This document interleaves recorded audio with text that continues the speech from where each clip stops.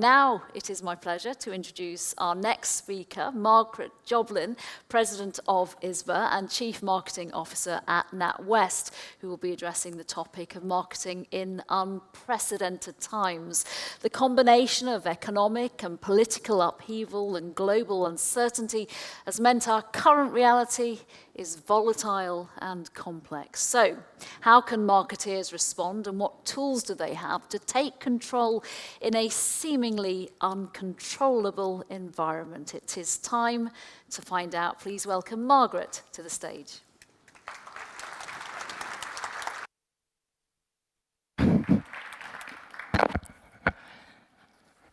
Good morning, everyone. It's fabulous to be here in person. I'm only ever called Margaret when I'm in trouble by my mum and dad, so I find that quite amusing. Hopefully, I can play on some of the themes that we've already been talking about by a brilliant set of speakers.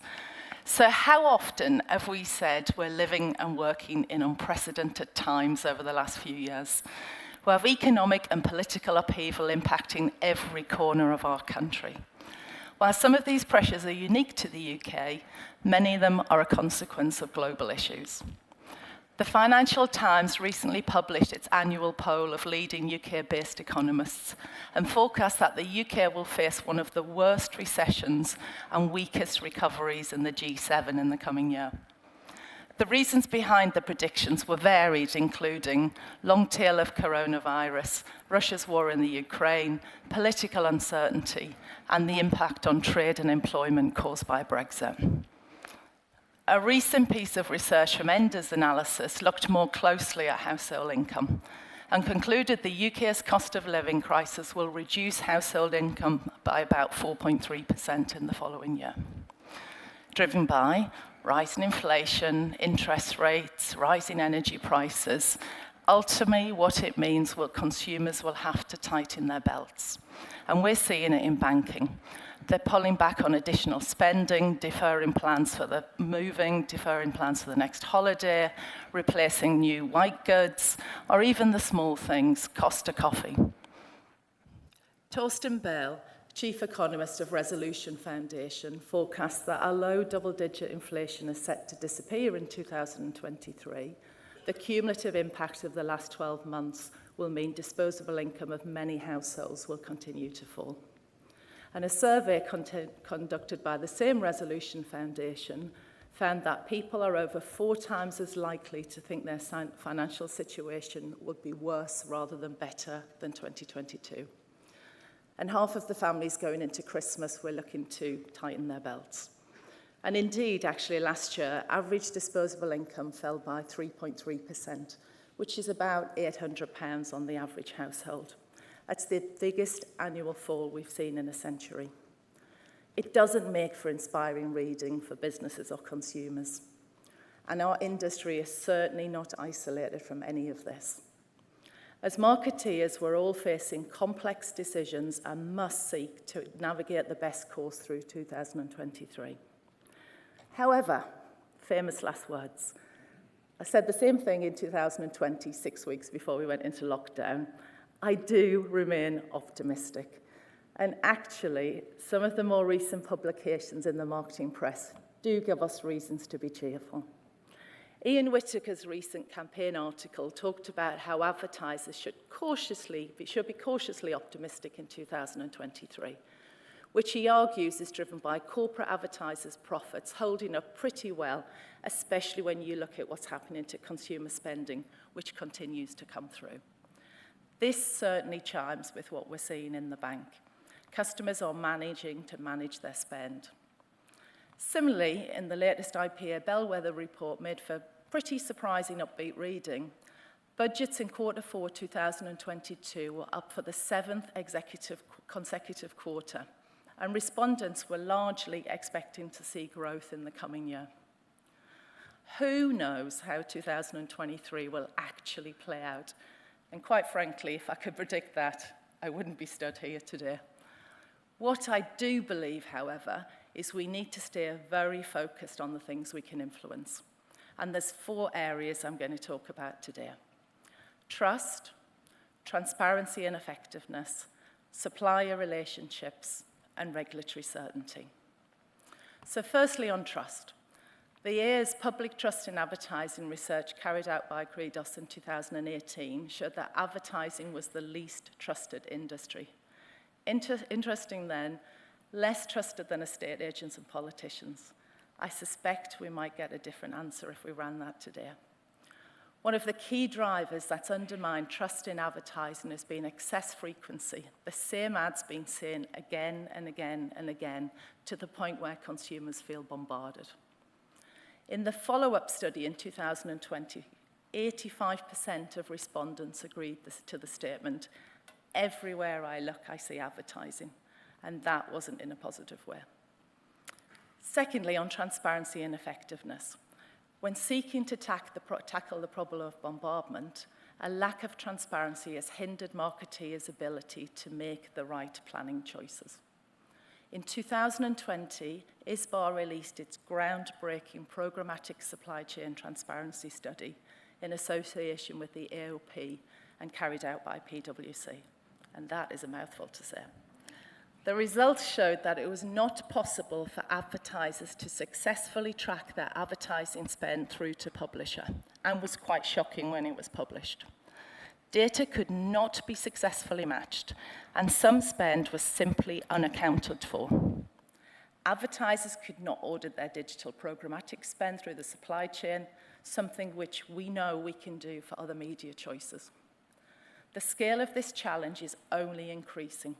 As we all know, the fragmentation of audiences for digital advertising is accelerating at an ever-increasing rate. New platforms for video advertising continue to be brought to market, and while the programmatic open web for video and display is, by its very nature, fragmented. Meanwhile, measurement remains siloed, supply-side driven, and far too often proprietary and opaque.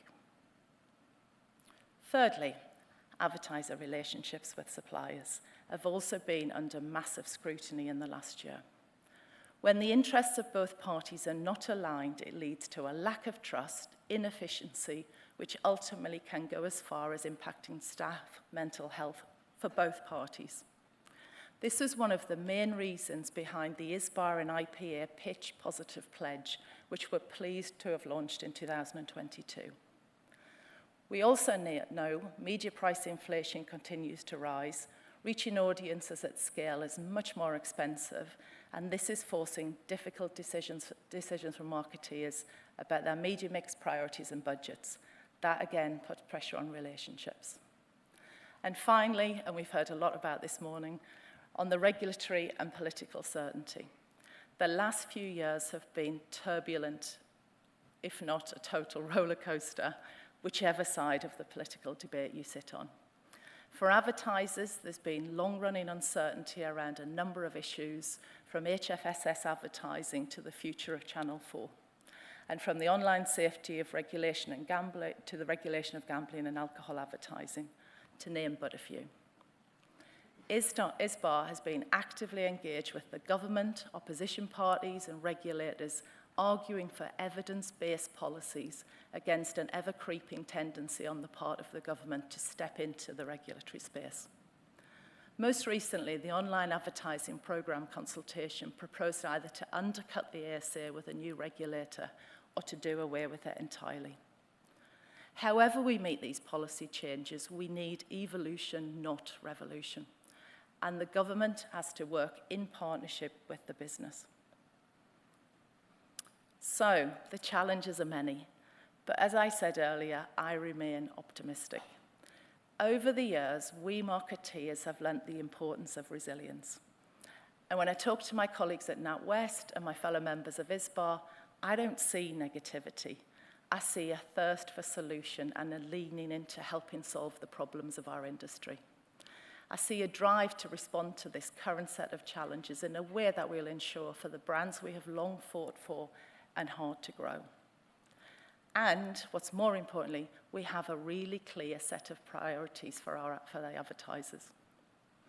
I'm optimistic because I know what we need to do to rebuild trust in advertising. That is what we do. Trust is the underpin of marketing. It's vital that we reduce the sense of bombardment that undermines the customer experience.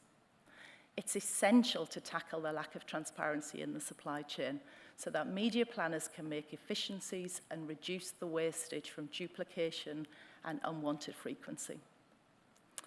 It's at this point I must reiterate the case for Origin, the cross-media measurement project which is being led by ISBA. Although current measurement tools allow us to make some of the necessary adjustments to media plans, they do not go far enough. To really make advertising campaigns more effective, marketeers need the tools in their hands to power the media choices that need to be dynamically made to meet campaign goals.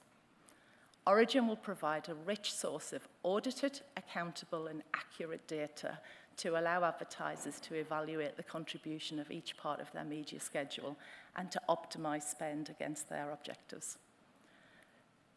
Though metric standards will be applied, it isn't about just counting apples with apples for trading purposes. The system will report on multiple facets of quality.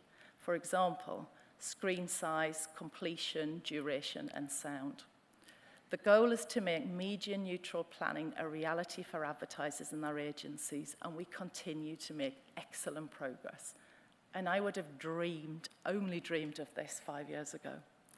This year, we'll formalize the funding model from advertisers and start to test prototype service. On transparency, I'm also optimistic because we've seen a step change in the ability of advertisers to audit their digital programmatic advertising. The cross-industry programmatic task force convened by ISBA in the wake of the results of the first study set themselves a mission to transform the programmatic supply chain to allow campaigns to be evaluated and audited end-to-end. The initial work of the task force focused on access to data and the standardization of data consistency. Through extensive industry cooperation and collaboration, it's produced a toolkit of 3 instruments available for adoption by the industry. And we're making even further progress. A week ago, we announced the results of the second programmatic study, which actually showed there'd been a clear improvement and the task force work had really made a difference. The results achieved by using the industry toolkit showed significant improvements in data match rates and a reduction in the unattributed data, also known as the unknown delta. This is something I would encourage all advertisers to look at and work with to ensure that making the best of their digital programmatic investment. The reality is this study shows what can be achieved when advertisers, ad tech vendors, and publishers work together in collaboration for the advancement of the whole industry. There is, however, still much more of the supply chain that's not allowing itself to be scrutinized, even if it is the advertiser's right to do so. Nevertheless, we will push on and continue to make progress. When it comes to agency and supplier relationships, I'm also optimistic. And as Dougie just said, focusing on cost cutting is not the answer. Goals for both parties must be aligned and evaluation models put in place so that both parties can track how they're performing. Now more than ever, staff well-being needs to be part of decision-making with both sides, avoiding unnecessary demands on teams. And I'm cautiously optimistic, notwithstanding this morning's conversation about the political landscape. I think everybody is relieved to see some relative calm return to Westminster. And I'm delighted that there's representation from the Culture Secretary, Michelle Donnellan, and the Shadow Culture Secretary, Lucy Powell, at today's conference. With that calm has come some welcome decision-making by government. Advertisers overwhelmingly oppose the sale of Channel 4, and so we're delighted with the announcement that the channel will remain public ownership, with its public sector broadcaster license, which brings in the audience, which advertisers so highly value. Similarly, the delay in implementing the HFSS advertising restrictions until October 25 shows that the government has listened carefully to representation from ISBA and other businesses that needed more time to prepare. With the next election not imminently on the horizon, this year we look forward to making progress on several fronts. The next stages of the online advertising programme, discussion of the UK's post-Brexit data regime, legislation promoting digital competition, and the next stage of the online safety bill, to name but a few. ISBA will be responding to the consultation on how FSS changes will be implemented and the Scottish Government proposals on alcohol marketing. By speaking with one voice on behalf of advertisers, advocating our members' interest, ISBA will continue to demonstrate our industry's proactive commitment to creating positive outcomes for society and the economy. So looking ahead to 2023, I know that one of the challenges during downtime is convincing a board or a senior leadership team about marketing investment. Been there, seen there, got the T-shirt. And actually, we also know that focusing on long-term marketing investment during a downturn means your brands come out stronger. And our job is to really help and support how we argue for that. We also know that the flexibility, creativity, and passion of marketeers, as well as our willingness to confront the big challenges, are a key factor in helping our businesses not just survive, but thrive. So yes, this coming year may be tough. There are, as others have said, no magic bullets or pat solutions. We can meet these challenges by being unafraid to champion what's right for our brands and our customers, by talking, by listening, by learning from each other, and by collaborating. We are all in this together, and that for me is what this conference is all about. Thank you.